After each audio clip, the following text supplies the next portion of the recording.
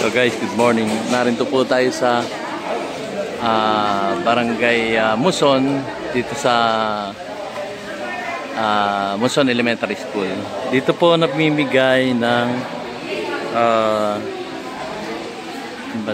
national ID. So ito, kukunti pa tao kasi parang ipinopost nila sa Facebook page ng Taytay kung ano-anong mga pangalan yung mga available na yung national ID. Diba? 2 years ko na ito in-apply. 2 years ko na ito in-apply. Ngayon siya na depende raw sa kartero. Ayon dun sa mga dito. So, kakunti pa naman. Kung nakalista yung pangalan nyo sa Facebook at in-announce naman ng ating dito sa bayan ng Taytay, nakalagay doon kung saan nyo kukunin yung inyong national ID. So, kami-kami lang dito. So, hindi siya masikip. Hindi siya, kumbaga, maluwag siya. Kasi, inaano na nila. Kumbaga, kung ano lang yung available, yun lang ipopost nila sa Facebook. Kaya kung taga San Juan kayo, o basta tingnan nyo yung Facebook account natin sa Taytay Rizal. Yung Facebook account ng mayor yata natin. Ewan ko. Basta nakita lang ng misis ko yan. So, ayan. So, meron na akong national ID. Sa misis ko, wala pa eh. So, ito. Narito nga tayo. Antay-antay tayo dito. Dito sa Muson Elementary School. Dati ito, ang luwag nito. Dati ang luwag nito. Ngayon, ang dami ng building. Kasi ang silid-aralan, siyempre, dumadami populasyon ng mga bata. So, nagpapagawa sila ng building. So, yun. Dati hanggang dito, walang mga building na yan. Talagang luwag dito. Noon. Ngayon, wala. Masigit na. Ang dami na rin building. Hanggang doon. Bakante yan dati doon. Yan. So, yun guys. Nulit ko guys. Mag-follow kayo dun sa mga Facebook account ng ating munisipyo o ng ating barangay para nang sa gayon makikita nyo, ina-announce nila dun eh. Napaka-importante pong mag-follow kayo. Itanong nyo sa barangay nyo, may Facebook account ba tayong pagkukunan ng informasyon if ever. So yun, bibigay naman sa inyo. O kung ano, shoutout po dun sa mga barangay o munisipyo na wala pang legitimate Facebook account para mag-post kayo ng announcement, gumawa na kayo. At i-announce nyo rin sa inyong mga constituent na ito yung Facebook account natin para mag-announce ako. At makikita nyo dito yung mga updates. Actually guys, yung mga yan, kumikita rin yan. Yung mga may Facebook account na, saan ba, Municipality of Taytay, o Barangay Muson, Barangay San Juan, Barangay Santa Ana, may Facebook account sila at nag-follow ka, nag-post sila ng videos, kikita sila doon. Kay Meta. Di ba? So, napaka-importante po ng Facebook. Kung pwede nga lang eh, i-ano nyo eh, ilagay nyo sa YouTube nyo. Di ba? Yan. So, yun lang guys. At tayo pauwi na at nakuha na natin yung ating national ID. Yan. Kukunti kami. Ito na yung national ID ko. Hindi ko pa nabubuksan. Malabo kasi yung mata ko guys. So, palabas na tayo. Ito po ang Muson Elementary School. Ha? Yun. Palabas na tayo ng eskwelahan. Ito, tatanda ko talagang ang ano nito noon. Ang luwag nito nung araw. Kukunti pa kasi kaming komunidad noon nung araw. Ng mga estudyanteng elementarya. Kaya yun. So guys, thank you. Tuloy natin. Ito po guys, nakauwi na ako ng bahay. nakuha ko na yung aking ID. Nakadikit po siya rito, naka-envelope, tapos ito na yung ID ko. So, hindi ko naman pwedeng pakita sa inyo kasi personal identification ko to. So, ito po yung national ID. So, dito sa national ID, talaga yung pangalan ko, yung picture ko, tapos sa likod, may barcode siya. So, napaka maganda naman yung ID. Ang komento ko lang, kasi kumuha ko bigyan lang natin ng konting komento to, itong national ID. So, in-apply ko po ito noong 2020 ng mga October, November, ganon. Matatapos na yung taon ng 2020. So, ngayon is 2022. Ano ba ngayon? 2023 na pala ng September. So, almost 2 years na. Isang buwan na lang, 2 years na. So, okay lang naman kasi na-release na naman. Good job sa inyo. At ang komento ko lang dito guys, ito, kagaya nga nito. Itong ID.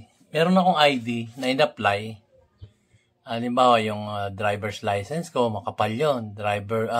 Yung PWD card ko, ang kapal nun. Ang aking barangay ID, makapal din yun.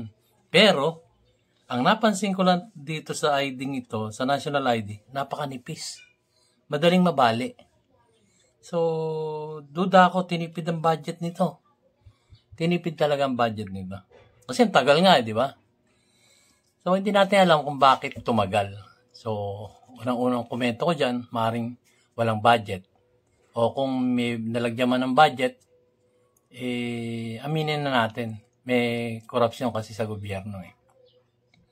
Tapos isa pa, ang tagal. Bakit ang tagal? Alam niyo naman, pagka pinag-antay ka na matagal, may nangyayari. Tama ako, mali. So, may nangyayari talaga. Na malamang, ganun na nga. Yung iniisip ng iba, bulsa nila.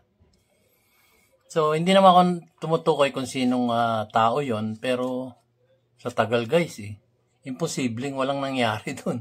Sabihin, printing. Sa printing nga. Sabihin, pag-imprenta. Ang pag-imprenta sa license nga, automatic, pag nag-apply ka, ipinroseso mo, labas agad yung ID mo. Alam nga naman, peke yun sa kanila, naka-digital na rin sila. Computerized na rin yung kanilang yung mga IDs nila.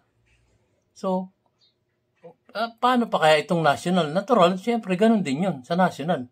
Diba? So, eto nga, ang nipis pa. Ang nipis talaga. Talagang ganon. Medyo makupad ang ating gobyerno simula pa noon. Kasi tagal na ako, tagal ko na rin nabubuhay din sa mundo, ganun pa rin, wala akong kumbaga, masipag naman ako. Sumusunod naman ako sa batas, pero wala pa po ako nakikitang iisa lang ayoko nang sabihin sa inyo kung sino man yung isang presidente na yun na talagang kumilos, gumalaw. Hindi ko na siya papangalanan kasi kilala niya naman siya eh. Ang komento ko nga sa gobyerno natin, sadyang makupad.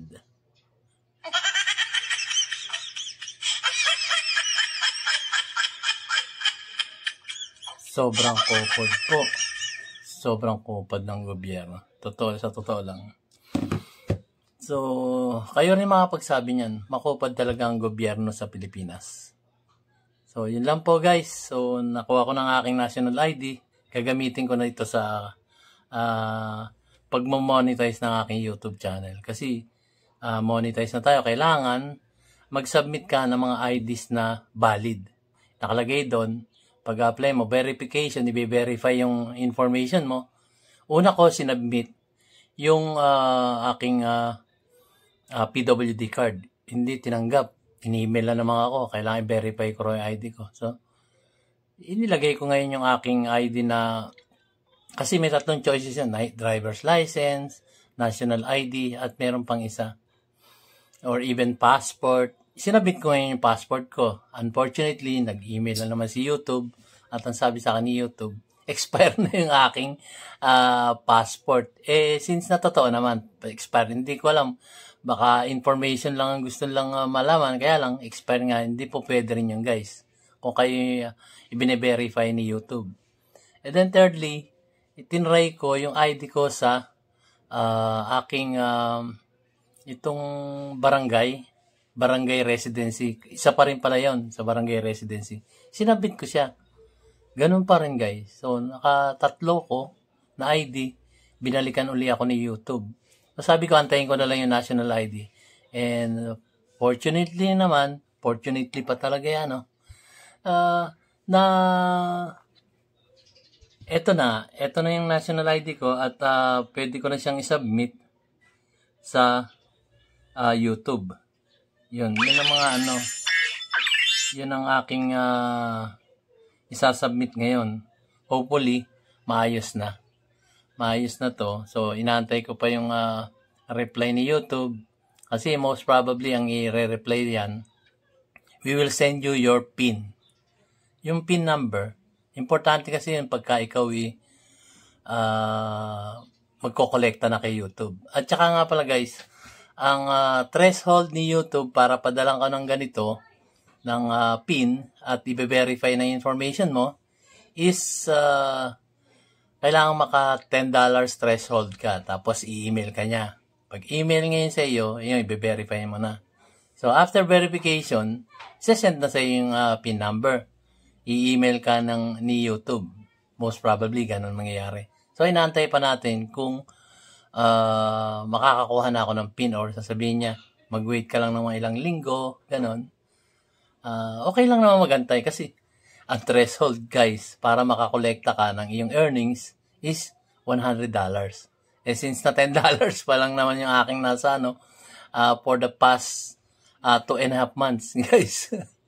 Diba? Kasi ang subscriber ko, guys, is 1,388 as of this moment. So, yun. Kumbaga, nakikiusap pa tayo sa mga nanonood na yung mga viewers ko. Kasi marami rin ako nagiging viewers. Unfortunately, guys, hindi naman nagsusubscribe. So, yun lang ang nakakalungkot. So, ako naman, okay lang hindi ako kumita. Wala naman problema. At least, naiparating ko sa aking mga viewers at mga subscribers kung ano yung mga important events or information or informative vlog kasi ito, guys, yun sa akin So, narito na yung travel ko. Narito na yung iba't ibang sa politika. So, yun. May basketball. So, information. Tatlo yung aking niche kasi. Unang-una yung travel ko, and then sa politics, kung sino may mga nagagawang politiko, yung may mga nagagawa na, at saka yung mga nangangako na napapako. Yun pong aking inilalagay sa aking YouTube channel. At yung basketball, kasi informative din yun Kagaya ng mga vlog ko nung mga nakaraan, maraming informasyon kayong malalaman sa akin kung ano yung mga do's and don'ts. So, yun lang, guys. Hindi naman tayo sikat na vlogger Tayo small content creator kung tatawagin natin. So, nag-start ako ng YouTube ko nung February. At ang unang feature ko doon yung 100 Island, then Davao City, at Palawan, and then Cebu. Yun ang mga travel ko. Cebu, Bantayan Island, Bohol, and then recently yung Boracay. So, yun lang muna, guys. Binigay ko lang sa inyo mga information tungkol dito sa National ID na ang tagal dumating, tapos pagdating sa akin, tinipid pa yung materyales. Diba? Wala Ganun talaga. Wala tayong magagawa, kundi umaya na lang. Ang problema, hindi po pwede namang palaging ganun, guys. So, maraming salamat po sa panonood, guys. Kung may napulot kayong aral sa akin at mga impormasyon, i-consider nyo naman pong i-like, subscribe, and hit that notification bell para, alam niyo na, paulit-ulit lang ako, updated kayo sa mga susunod ko pang mga videos na very informative at makakatulong po sa inyo. So, yun lang, guys. thank you very much po sa aking mga subscriber. Maraming salamat po. At ang aking mga viewers, subscribe na kayo guys. At yung sa aking YouTube channel, bibigyan ko yun ng update. Ako naman kasi nagsasabi ko ng totoo talaga. Ayun, $10 pa lang ang aking earnings. At ang threshold na bago ka makasingil ay $100 ang threshold.